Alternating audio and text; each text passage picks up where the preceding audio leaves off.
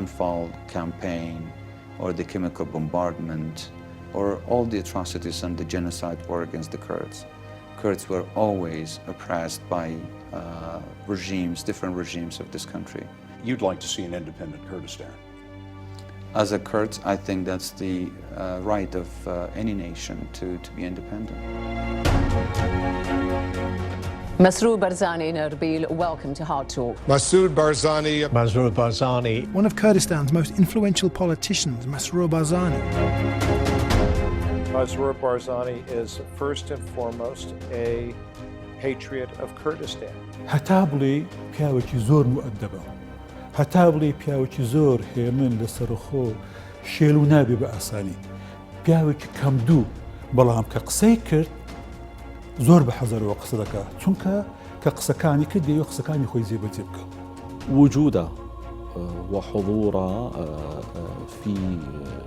في هذه المنطقة لكل هذه السنوات يخليه مستوعب للحالة لما هو للواقع وللتحديات وأيضا للأهداف اللي يريد يحققها. زور بپاکی بو کردستان کارکات و هیچ روزێک بەرامبەر هیچ بەهایەک ئامادە نییە لایەنی کورد و مافی کورد پیشگوێ بخاتە. Has proven himself to be a determined leader, someone who also understands his own society and the issues that are facing. دولێکی گرنگ و کاریگەری هەبوو و لە ڕووی معنەوی لە ڕووی سیاسی لە ڕووی ئاسکەری لە هەموو بۆلێک.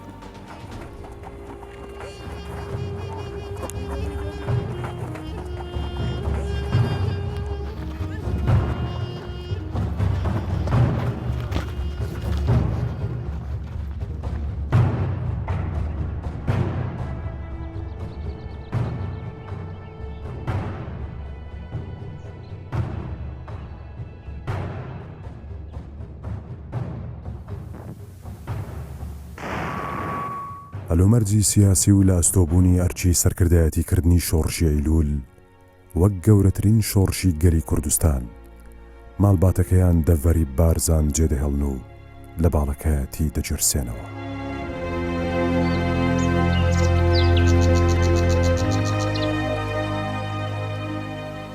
مەلا مستەفا وەختی بەینی پاییز و هاوینان بوو لە جێیەک شێگەڕا وتی ئەمن چ جێم نینە جێیەکم بدەیە بێم بمەزیرانی تو ئەمن گوڵی ئەسقڵام من ساحب نیمە خۆ ساحبی ئەتو شوێن دەرپێوێ ئی خۆتانە وەڵا گوتی ئەمن لێرانە لە ڕووبایێڕا ئەو دۆڵەی هەڵگرت گوتی ئەمن ئێرە پێوێ وەڵا ئینجا گوتم هەرجەی پێت وێم خەیەری وەڵا گوتی زۆر مەمنون گوتێدی ناوت چییە گوتم وەڵا ناوم برایمە وەڵا گوتی من دەبی شوێخام هەبی دەبیت بچکەمە شوێخای خۆ ئەمن گۆنجا ئەمرێت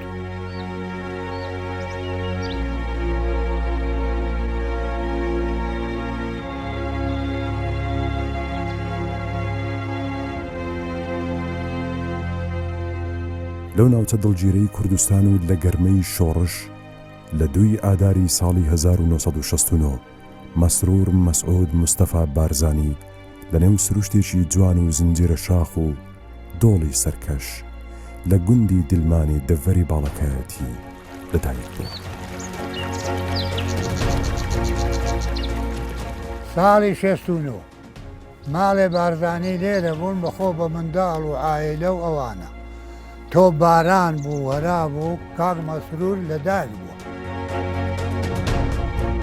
سەرڕایەوەی بەهۆی شۆڕش و بەرخودانی گەلی کوردستان و قبول نەکردنی ژێردەستی بەشێکی ژیانی منداڵی و گەنجی خۆی لە ئاوارەیدا بەسەر بردووە بەڵام توانیوێتی قۆناغەکانی خوێندنی سەرەتایی و دواناوەندی و ئامادەیی لە ئێران بە سەرکەوتووی ببڕێت. لە قیادەی موقت بووین چوو بینە کەرەچ بۆ سەردانی ماوە بارزانی نەمەر لەوێ کاک مەسرور و مەجموعەیەکی گەنجی هاو ئەمری خۆی تازە ئیمتیحانیان کردبوو نەتیجەیان وەرگرتبوو لە دەوری من کۆبوونەوە ئەیان ناسی هەمویان لێم پرسیوتم تو چی بوویتە یەکیان وتی ناجح لە یەکی ترم پرسی تو چی بوویتە ناجح یەکیان بە پایسکیل ڕۆی دوور کەوتەوە وتیان ئەوە ئیکمال بووە ئەمان وتیان ڕوومە کردە کوێ کاک مەسرورمە بینی گەنج بوو بچووک بوو سێر دەموچاومێ کرد بەس هێمن بۆ قسەی ناکرد لە یەکی ترم پرسی عینەن وتی ناجح بووما هەمسان کاک مەسرورم بینی کەوتە بیرم لەوم نەپرسیوە وتم ها کاکە تو چی بووی وتی یەکەم دەرچوو لەو ڕۆژەوە دیار و قابلیەتی هەیە ینی لە هاوعمرەکانی خۆشی لە مەدرسە پلەیەکی باشی بەدەستهێناوە. مێژووی دوور و درێژی ماڵباتی بارزان لەگەڵ شۆڕش و بزافی ڕزگاری خوازی گەلی کوردستان هاوکات لەگەڵ ڕووداوەکانی ئەو کاتی گۆڕەپانی ناوچەکە وایان کردووە لە هاوینی ساڵی 1985 و لە تەمەنی 16 ساڵیدا مەسرور بارزانی پەیوەندی بە ڕیزەکانی لەشکری پێشمەرگەی کوردستانەوە بکات.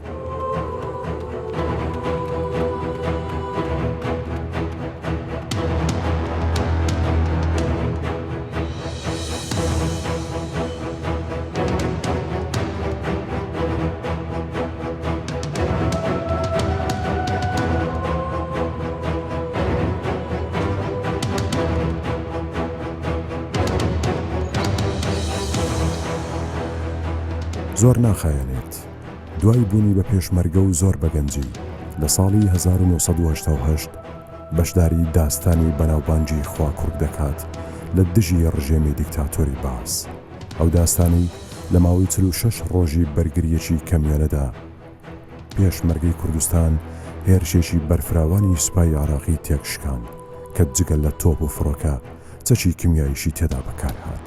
هاوکات مەسرور بارزانی بە کامێرای تایبەتی خۆی بەشێک لەو نەوەردیانەی پێشمەرگە تۆمار دەکات کە بە یەکێک لە دیکۆمنتەریەکانی شۆڕشی چەکداری گەلی کوردستان دادەنرێت.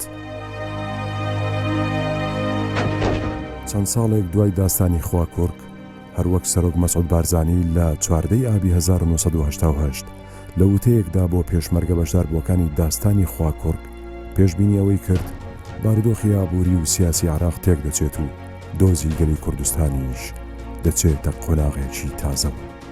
سیاسەت ئێمە ڕاست بین، مقاومە بکەین، تەسلیمی زوری دوژمنان نەبین، تەنها ڕێگەیە کە ئێمە بگەینی بە ئامانجەکانمان. و من متأکدم ماوەیەکی زۆر کەم زۆر شتی تریش ڕوو نەبیتەوە یا وەزعەکە بە عامە گۆڕێ یعنی وەزعی ناوخۆی عێراق تەتەوراتی کە ئەبی یا دژمن ناچارە بی ئەگەر ئەم نەوع مقاومەیە بەردەوام بی ناچارە بی بیر لە وەزعێکی خۆی.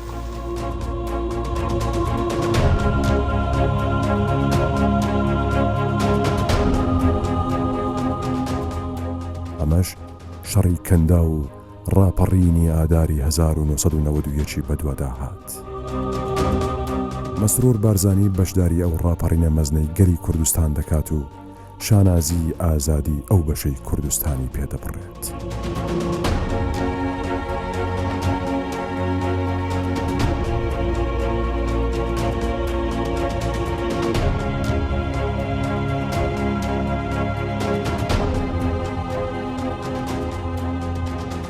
بۆ ئەوەی بتوانێت دەرەقەتی سەردەمە سیاسیەکەی ڕۆژهەڵاتی ناوەڕاست و هەرێمی تازە ڕزگاربووی کوردستان بێت بۆ فێربوونی زمانی ئینگلیزی دەچێتە لەندەنی پایتەختی شانشین بەریتانیا و بۆ ماوەی ساڵێک لەوێ دەخوێنێت.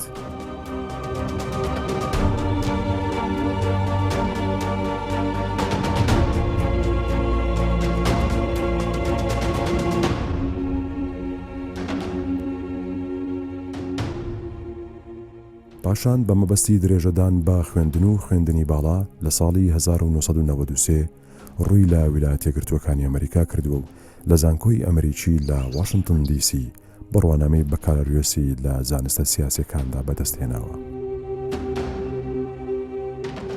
I met him when the first time was when he was visiting here, or he came here with his father, Mr. Masoud Barzani, and his father mentioned that he was going to be going to American University. They were applying to American University. American University is the first institution of its kind in the United States to establish a scholar in residence post in Kurdish studies. In the beginning, he didn't participate much in the class, but later on he became very active participant. He would discuss things, he would raise a lot of questions, very good, very interesting questions. He was also he tried to explain and present the Kurdish issue for a lot of students. And one of the interesting things is that some of the students, at least I know of two who took classes with him who didn't know much about the Kurdish issue, but later on they became very much interested, and one of them did a master's thesis on the Kurds. پاشان هەر لە هەمان زانکۆدا بۆ بەدەستێنانی بڕواناوی ماستەر لە بواری ئاشتی و چارەسەری ناکۆچیەکان خوێندوویەتی. بەدەر لەوەی کاک مەسرور لە بنەماڵەیەکی نیشتیمان پەروەری شۆڕژیێڕە خۆشی وەکو گەنجێک هەڵگری بڕوانامەیەکی گەورەی پێشکەوتوترین وڵاتی دنیای ئەوش ئەمریکایە. کاک مەسرور قاڵبووەوەی بۆتەی هەموو ڕووداوەکانی کوردستانە، بۆیە من پێم وایە کەرەستەی نێو کۆڵە پشتەکەی زۆر دەوڵەمەندە. ئەو کەرەستەیە چوەکو کەرەستەکە چوەکو شەخصی خۆی هۆکارێکی گەورە دەبن بۆ ئەوەی بتوانێت بە بەرنامەیەکی تازە وەکو گەنجێک مەلۆی تازە بخاتە سەر ئەو مەلۆیانەی کە پێشتر حکوومەت کابینێک لە دواییەکەکانی حکوومەتی هەرێمی کوردستان کۆی کردوێتەوە. دوای وەرگرتنی بڕوانامەکانی بۆ کاراتربوونی لە بواری سیاسیدا دەگەڕێتەوە هەرێمی کوردستان. ساڵی 1998 بەشداری کۆنگرەی 12 پارتی دموکراتی کوردستان دەکات و بە دەنجی بەشداربوانی کۆنگرە بە ئەندامی کۆمیتەی ناوەندی و مەکتەبی سیاسی هەڵبژێردراوە و ئەرچی بەڕێوەبردننی ئاژانسی پاراستن و هەواڵگری پێسپێردراوە.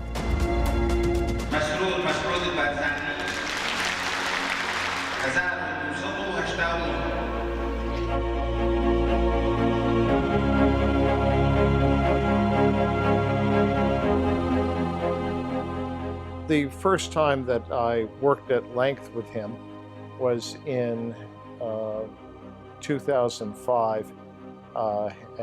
He was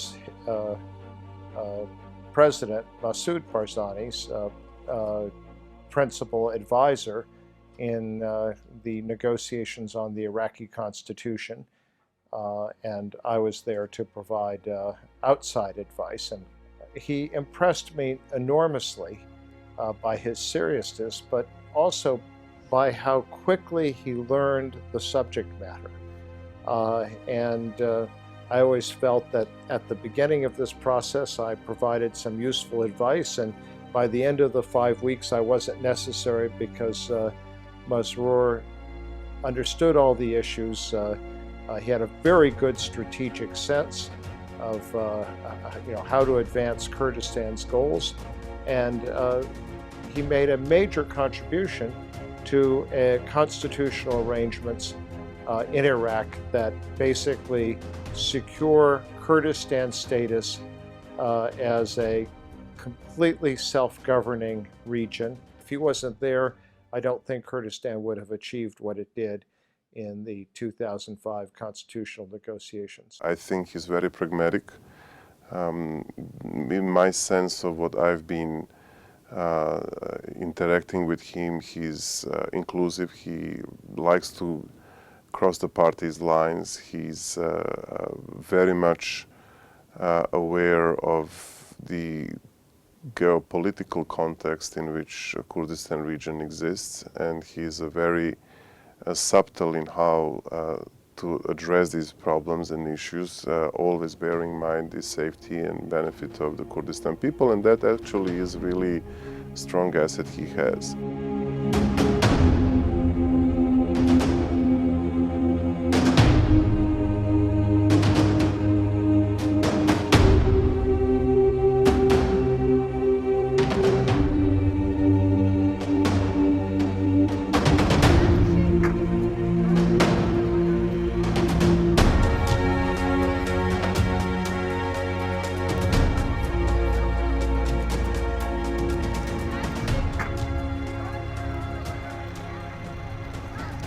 دەستگای بارزانی باوەشی کراوەیە بۆ هەموو ئەو ئازیزانە و لێ قەوماوانە و ئەو خەڵکێک کە پێویستیان بە هاوکاری و یارمەتی هەیە. هەوڵەکانی مەسرور بارزانی لە بواری مرۆییشدا بەردەوام دەبن. ساڵی 2005 دەستگای خێرخوازی بارزانی کە دەستگایەکی مرۆیی خێرخوازی قازانج نەویستە بە مەبەستی پێشکەشکردنی یارمەتی و هاوکاری بە ئاوارە و پەنابەران دادەمەزرێنێت. دەستگای بارزانی بەهانای هەموو ئەو خەڵکانەوە دەچێت کە پێویستیان بە بەسەرکردنەوە هەیە بەبێ ئەوەی جیاوازی لە ئاین و ئاینزا و نەتەوەی یا بیر و بوچوونی سیاسی هیچ کەسێکدا بکات.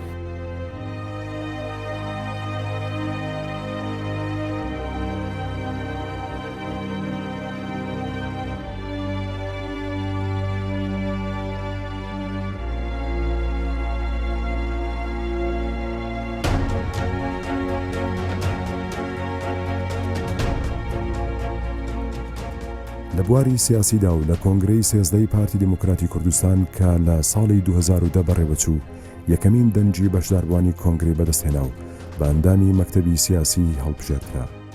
بەمەش بەرپرسیارەتی و ئەرچی قورستر بوو بەرامبەر بە پاراستنی ماف و ئازادیەکانی خەڵکی کوردستان.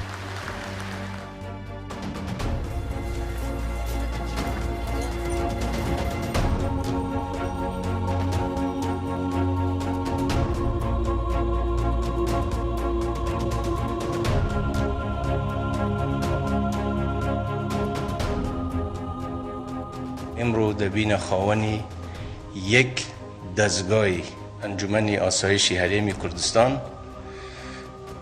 و ئومێدەوارم کە لە ماو دووە ئێوە زیاتر خۆتان ماندوو بکەن، زیاتر هەوڵ بدەن خزمەتی میلەتەکەتان بکەن، زیاتر ئەمن و ئاسایش بۆ خەڵکی کوردستان بەرقرار بکەن. قۆناغی گەشەکردن و قوڵبوونەوەی سیاسی مەسرور بارزانی لە 2010 بەدواوە بەرجەستەتر دەبێت و ساڵی 2012 بە فەرمانی سەرۆک بارزانی و بە بڕیاری ژمارە 68 لە 30 نیسانی 2012 بۆتە ڕاوێژکاری ئەنجومەنی ئاسایشی هەرێمی کوردستان. ئەم دەستگانە بە پێی یاسا و ڕێسەکانی پەیوەنددار جێگای هەر دڵسۆزێکی ئەم نیشتیمانەی تێدا دەبێتەوە بۆ ئەوەی توانەکانی بخاتە خزمەت پرۆسەی پاراستنی ئاسایشی وڵات و سەرماڵی هاوڵاتیان و پێوەریش توانا و دڵسۆزی بۆ گەل و نیشتیمان دەبێت و ئەو ئەنجومەنە دامەزراوەیەک دەبێت بۆ کۆکردنەوەی باشترین توانای خەڵکی کوردستان لە پێناو پاراستنی ئاسایشی نیشتیمانی. بەڕێزان، دام و دەستگامنیە سەرکوتکەرەکانی داگیرکەرانی کوردستان و دوژمنان ئاساواری خراپیان لە پاشخانی هزری هاوڵاتیانمان بەجێهێشتووە.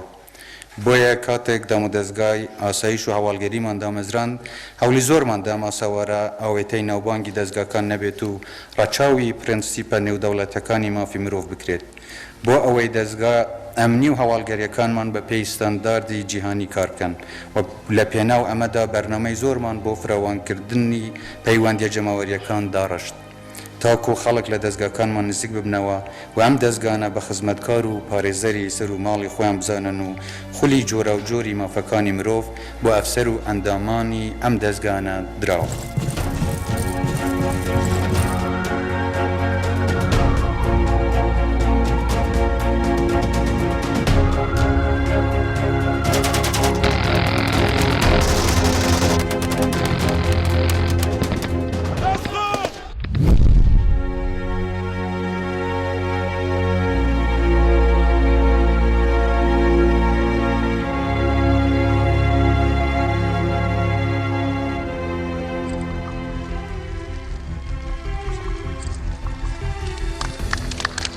ئەڕێت لێرە خەربەبێ بۆ دانانا بەرێ بناغێ زانکوە ئەمریکی بنکەهێکی دیێ زانینێ و فێربوونێ بوو لاوێت وڵاتێ مە و بۆ پێشەخستنە کوردستانê.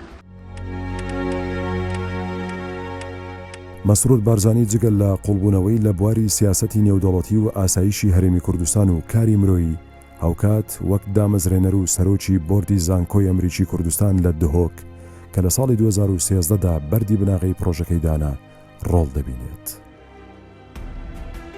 Today we are here at the ceremony to mark the opening of the General Mullah Mustafa Barzani building, a ceremony hosted by two of our students already well into their academic studies.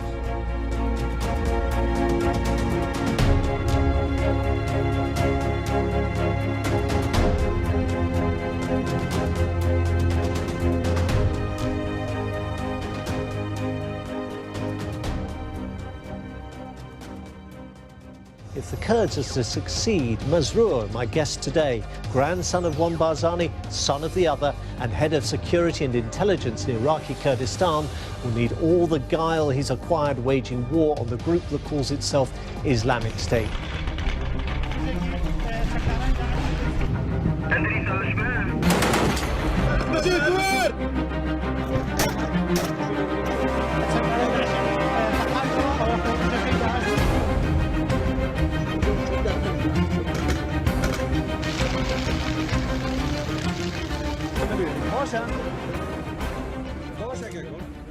ئەرک و بەرپرسیارەتیەکەی لە ساڵی 2014دا دەچێتە ئاستێکی زۆر بەرزتر و لە دوای ئابی 2014 لە بەرپەرزدانەوە و ڕوبەڕوونەوەی هێرش و پەلاوارەکانی تیرۆریستانی داعش بۆ سەر هەرێمی کوردستان و ناوچە کوردستانەکانی دەرەوەی ئیدارەی هەرێمی کوردستان ژووری ئۆپەراسیۆنی هاوبەشی لەگەڵ هاوپەیمانان پێکهێنا.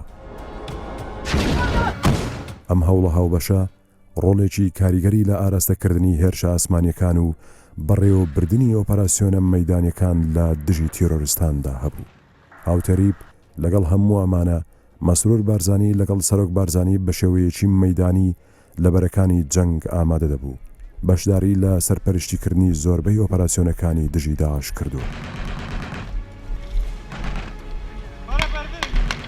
بە تاکید ئێمە لە درێژایی جەبهەکە و لە 3 ساڵ و نیوی شەڕی داعشدا کە جەنابی سەرۆک مەسعود بارزانی خۆی لە جەبهەکان قیادەی شەڕەکانیان کرد کاک مەسرور دوور نەبوو لێمان معادل لە جەبهەکان بوو سەرپەرشتی جەبهەکان لە بڕیارەکاندا و بە حکمی ئیشەکەی لە هەواڵی منتیقەکان مەسەلا نقطەی زۆفی داعش لە کام منتیقەیە پێشمەرگە لە کام منتیقەیە جموجۆڵی داعش ینی ئەوانە هەمووی پەیوەندی بۆ هەبوو ئاگاداریەکردنی ڕۆژانە لە جەبهەکاندا دەورێکی گرنگ و کاریگەری هەبوو و لە ڕووی معنەوی لە ڕووی سیاسی لە ڕووی ئاسکەری لە هەموو بۆرێک.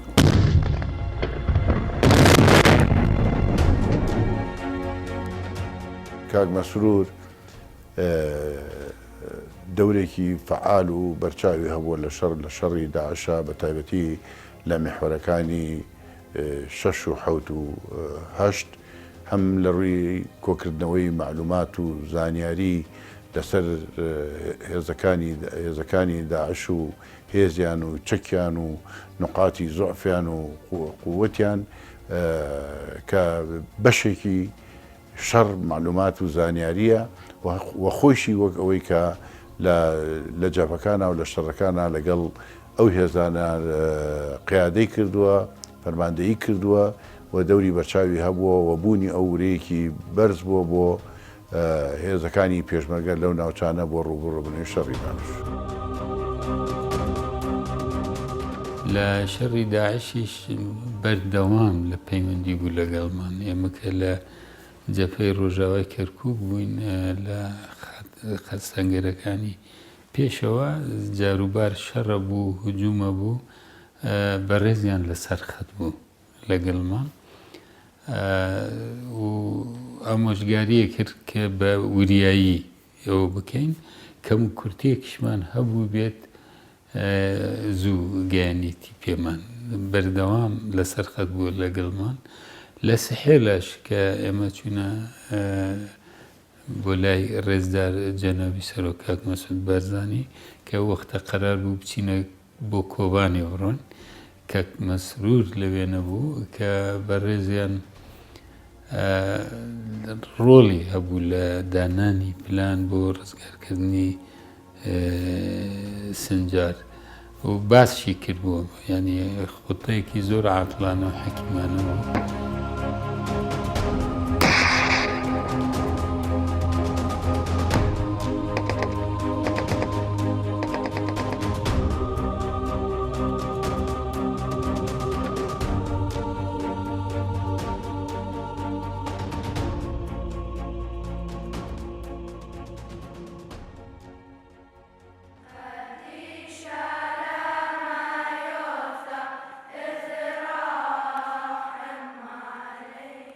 اللقاء الأول كان مع كاك مسرور مع مجموعة من الأساقفة بعد هجوم عصابات داعش الإجرامية على الموصل وسهل نينوى وتهجير عوائلنا والإيزيديين وكثير من العوائل بالطبع من المنطقة واللي قدمت إلى أربيل ودهوك إلى كردستان تبحث عن الأمان.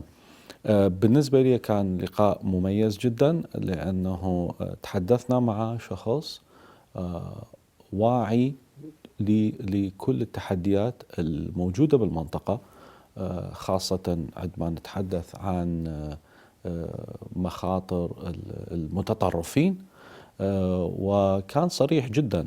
يعني هذا جزء من شخصيته أن يكون صريح في التعامل مع القضايا بدون أن يسميها بغير مسمياتها. لا، هذا ما نعانيه، هذا ما نواجهه من تحديات ويجب التهيئة والتحضير لها.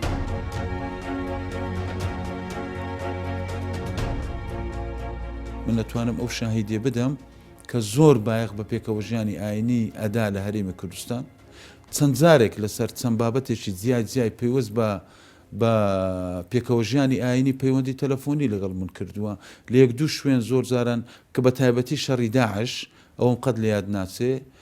شەڕی داعش ینی خەریک بوو کەس خەڵکێک ئەم بارودۆخە بە شێوازێک بوو با کێشە لە بینی موسڵمان و مەسیحیان لە بینی موسڵمان و یەزیدی، ینی شەڕەکە لە شەڕێکی نەتەوەی بگۆڕن لە بۆ شەڕێکی مەذهبی.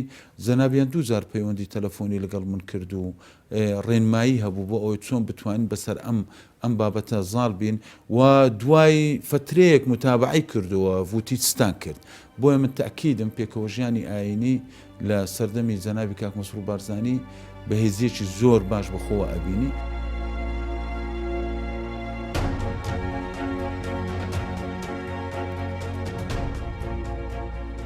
ئەم کوردێن ئێزدی ئەو ئەزمونە مەلگەل جەنابی وی هەی ئەو ئەبسەرێ ما هاتی شنگالێ جەنابی مەسرور بارزانی دەستێکی درێژ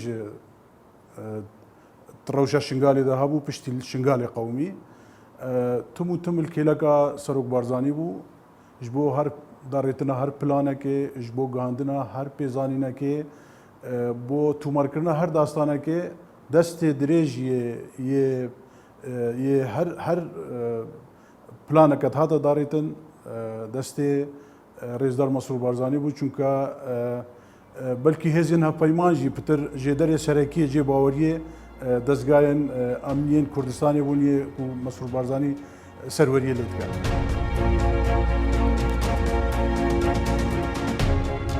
He's been the Chancellor for National Security. And in these recent years, national security, the war against the Islamic State, and then against the Hashd al-Shaabi in October of 2017, has been the most important part of what's critical for Kurdistan. Economic growth, services are important, but if you can't defend your territory, then they have no importance at all.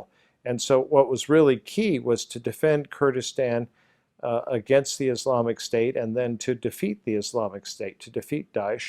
And Masroor played a key role in his capacity as the Chancellor for National Security.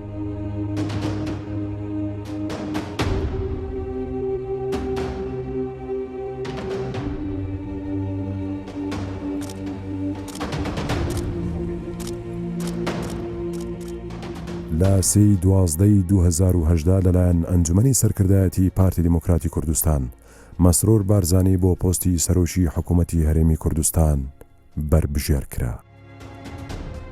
This is a government that represents both continuity. There's a continuity of the policies, of the heritage of the Kurdish regional leadership, of the Barzani's heritage as well, and at the same time, it's also a change from the old leadership. And so, in a sense, there is both. You have continuity and you have change, and that's why, in a sense, this is a new phase, a new period, and it's very important. And of course, one wishes the government and this leadership the best in dealing with these challenges, because they are not easy and they're going to be very tough. He grew to become a statesman. I think he made himself more stronger given the whole set of problems and difficulties he was facing in a position that he occupied as a Chancellor of Security, and that whole, let's face it, Kurdistan region were facing. I think these were very trying years for the people of Kurdistan, and there's a proverb saying this will either make you or it will break you. I think it has made him to a pretty deserved position of a prime minister. I think he will be able to make a difference for the Kurdistan region, for the entire region, and first and foremost for the people of Kurdistan. ئەندامانی بەڕێزی پەرلەمان پرۆسەی دەنگدان ئەنجام دەدەین. ئەوەی ڕەزامەندە بەڕێز جەنابی کاک مەسرور مەسعود مستەفا بارزانی بۆ پۆستی سەرۆکی ئەنجومەنی وەزیرانی هەرێمی کوردستان ناوزەد بکرێت دەست بەرزکاتەوە. وەک براوەی یەکەمی هەڵبژاردننی گشتی 30 ئەیلولی 2018 لەلایەن فراکسیۆنی پارتی دیموکراتی کوردستان ڕۆژی 11/6/2019 ناوی پێشکەشی سەرۆکایەتی پەرلەمانی کوردستان کراو لە دەنگدانێکی ڕاستە و خۆدا بە دەنجی 87 پەرلەمانتار لە کۆی 97 پەرلەمانتاری ئامادەبووی دانیشتنەکە بۆ پێکهێنانی کابینەی نوێمی حکوومەتی هەرێمی کوردستان ناوزەد کرا.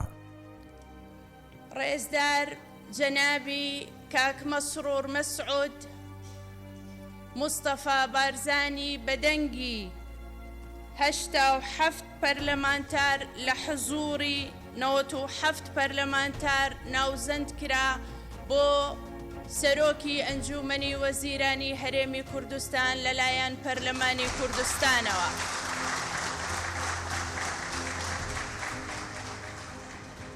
دوازدەی شەشی 2019 بە فەرمانی هەرێمی ژمارە 1 ساڵی 2019 لەلایەن سەرۆکی هەرێمی کوردستان بۆ پێکهێنانی کابینەی نوێی حکوومەت مەسرور بارزانی ڕاست پێردرا. بە پێی بڕگەی 12می مادەی دەیەم لە یاسای سەرۆکایەتی هەرێمی کوردستان ژمارە 1 ساڵی 2005 هەموارکراو و پاڵپشت بە بڕیاری پەرلەمانی کوردستان ژمارە 7 ساڵی 2019 لە دانیشتنی ئاسایی ژمارە 8 لە 11/6/2019 بڕیارماندا بە ڕاستپاردنی بەڕێز مەسرور مەسعود مستەفا بارزانی وەک سەرۆکی ئەنجومەنی وەزیران بۆ پێکهێنانی کابینەی وەزاری نۆیەمی هەرێمی کوردستان.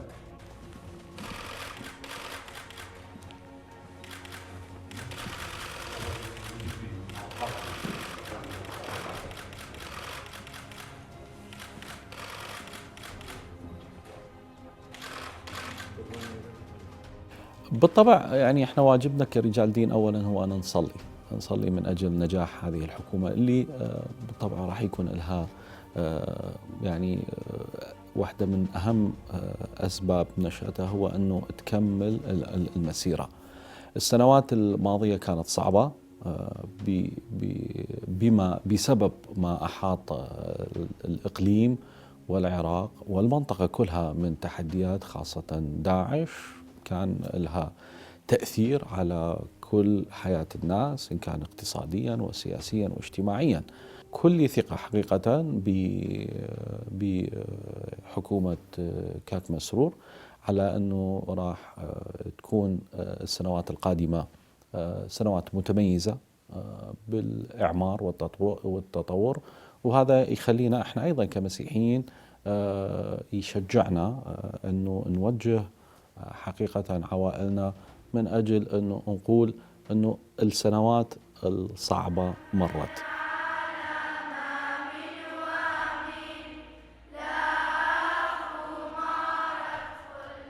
هەموو پێشبینیەکان وانە کەەوە ڕێزدار زەنابی کاک مەسرور بارزانی سەرکەوتنێکی باش لەم کابینەیە بەدەستدێنێ بەهۆی پێگەکەی خۆی و بەهۆی دیبلوماسیەتە فراوانەکەی خۆی و بەهۆی بەهێزی کەسایەتی خۆی دەتوانێت سەرکەوتنێکی باش بەدەستبێنێ. ئەوەش ئومێدی هەموو تاکێکی کووردا، چونکە گەلی کوردستان ئومێدی ئەویان هەیە هەرێمی کوردستان هەرێمێکی بەهێز بێ.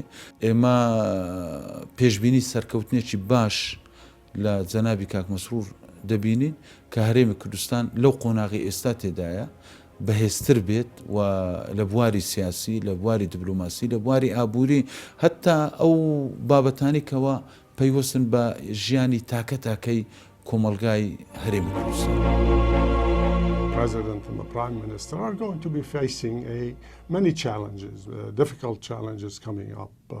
There will be some that are internal, the unity of the Kurdish community, of the Kurdish region, working with other forces, other groups.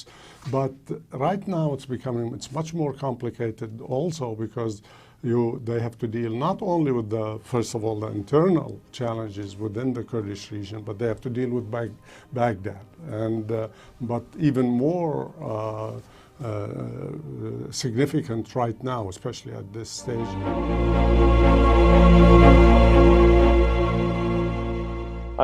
I'm sure that that Masroor Barzani is committed to fighting corruption because it's important to the future of Kurdistan.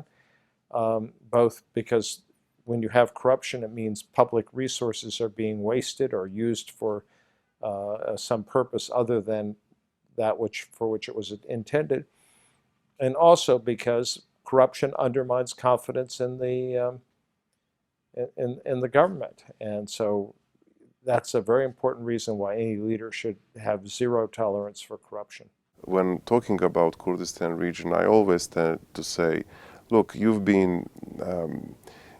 faced not only with the brutal attack on ISIS, with the almost 2 million refugees, international companies leaving out, for oil prices falling sharply down. You really faced a tremendous set of simultaneous problems, and yet you strived, yet you kept the democracy alive, you kept the rights of the minorities. In fact, you were improving the rights of the minorities. And Kak Masroor he was one of the key people in achieving all this. So I believe he has a solid ground to build upon.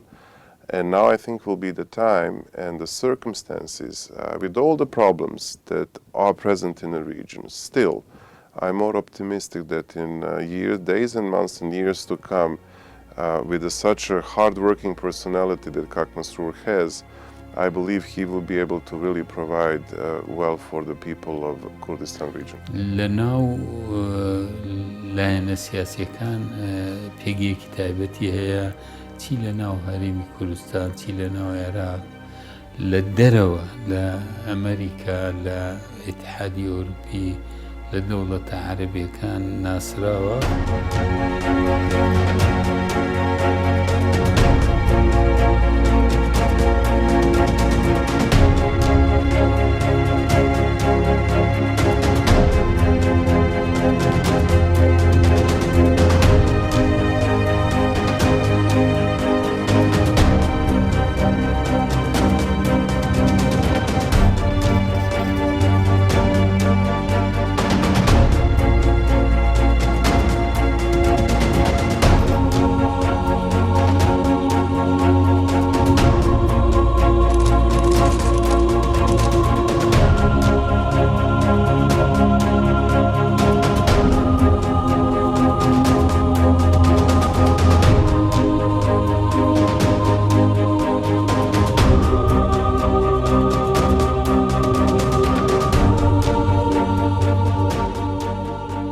دەخوازم و هیوادارم داواکاری ئەوەم کە بە حکومڕانێکی عادل بێ و لە سەرتاسەری کوردستانە دەسەڵاتی خۆی بچەسپێنێ بەبێ فەرق و جیاوازی لە هەموو ڕوویەکەوە کاری خودمەتگوزاری بە هەموو خەڵکی کوردستان پێشکەش بکات و ڕێگە نەدا بە هیچ جۆرێک فەرق و جیاوازی بکرێت لە هەرێمی کوردستان. مەسرور بارزانی ڕۆژی چوارشەممە 10 تەمموزی 2019 لە دانیشتنێکی تایبەتی پەرلەمانی کوردستاندا بە زۆرینەی دەنجی پەرلەمانتاران وەک سەرۆکوەزیرانی هەرێمی کوردستان کابینەی نۆیەم متمانەی پێبەخشرا و سوێندی یاسایی خوارد. تکا دەکەین ڕێزدار جەنابی مەسرور مەسعود مستەفا بارزانی بفەرموێت تەنها لە جێگای تایبەتی خۆی هەڵسێتەوە بۆ متمانە وەرگرتن. ئەندامانی بەڕێزی پەرلەمان ئەوەی ڕەزامەندە ڕێزدار جەنابی مەسرور مەسعود مستەفا بارزانی ببێت بە سەرۆکی ئەنجومەنی وەزیرانی هەرێمی کوردستان تکایە دەست بەرزکاتەوە.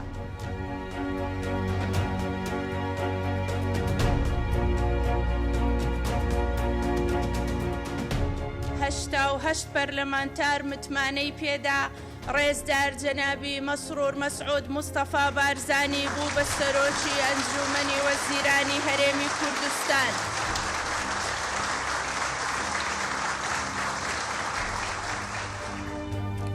تکا دەکەین زۆر بەڕێز جەنابی مەسرور مەسعود مستەفا بارزانی سەرۆکی ئەنجومەنی وەزیرانی هەرێمی کوردستانی عێراق بفەرموێت بۆ سوێند خواردن.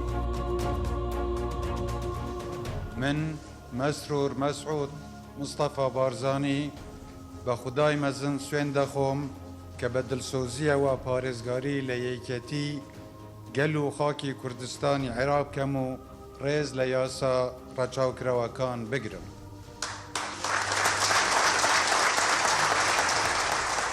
من چەندین جار کارم گەڵی کردووە لەگەڵی دانیشتوم بە تایبەتی ماوەی مانگێک چ ڕۆژێک ئێمە بەیەکەوە سەرپەرشتی هەڵبژاردنەکانی پەرلەمانی کوردستانمان کرد.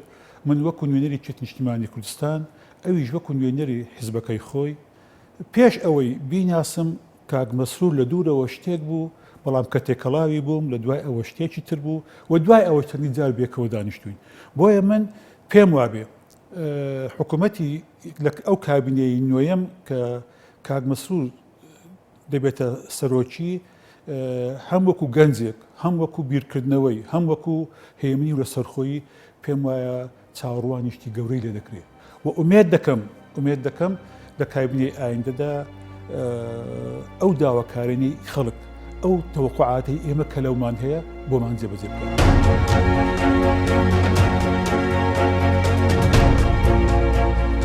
ئومێدەوارین زۆر سەرکەوتوو بێت. ئومێدمان هەیە زۆر بە جدی تێبکۆشێ بۆ ئەم میلەتە. ئەم هیویت بکەین بێت نێزیک بێتە ناو خەلکیدا و ئێش و ئازارە دەبی خەلکی بزانن. داوا لە بەڕێزیان دەکەم کەوا بە هەموو توانایەکی هەول بداتن کەوا بژێوی ئەو خەڵکەی باش بکاتن و گوزەرانی خەڵک زۆر باش بکاتن و مەشاکلی لە کوردستان نێنی و لەگەڵ دراوسەکانیشی باش بیتن. وەکو گەنجێک زۆر گەشتبینم چونکە کەسێکی سیاسی گرینگە کەسێکی سیاسی سەرکەوتوو بۆ لە پۆستەکانی پێشوویدا هیوادارم سەرکەوتوو بێ هەروەها هەموو لایەنە سیاسەکان پشتگیری بن بە تایبەتی لە ناوخۆدا. ئەم حەزکین سەرۆکە حکومەتانی یاریمە کوردستانی ئەف کێماسیەکانی کوردستانی چارەسەر بکرێت و ئەم زانی زاڵامەتان گاویە ئەبێ شەڕێ داعشمە خۆدی چەند ئەکۆدبێن چارەکی پێرن سینگی چەبێ پشمەرگەی شەڕێ داعش گەلە دژمنش کۆندن.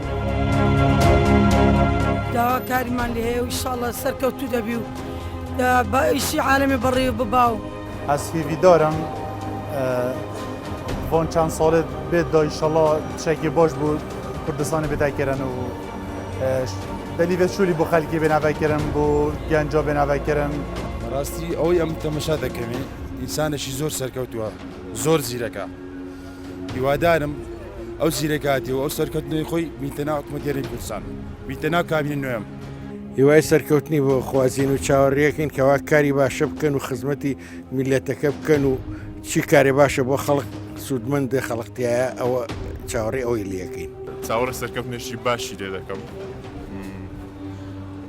هەروە کارەکانی ترکە کردوێتی بەڕاستی خودی هیوید مش کاک مسرور هید گشن چونکو بری وگاوی شولید گلکت مازنت کرین امناهیه دا و وگاویشی امیدت مت وید گلت مازن ام مباریا کام کما بی هی کدی شوله که گلک مازن من رانی نیکی گشم لحکمڕانی داهاتوی هەرێمی کوردستاندا ئەمەش سەرچاوە دەگرێت لە کەسایەتی کاک مەسرور خۆیەوانێ کە هەم نەرم لە مامەڵەکردن و بەهێز لە بڕیارداندا توانوێتی سەرجەم قۆناغەکانی ڕابردووی بەسەرکەوتووی بەجی بێنێت.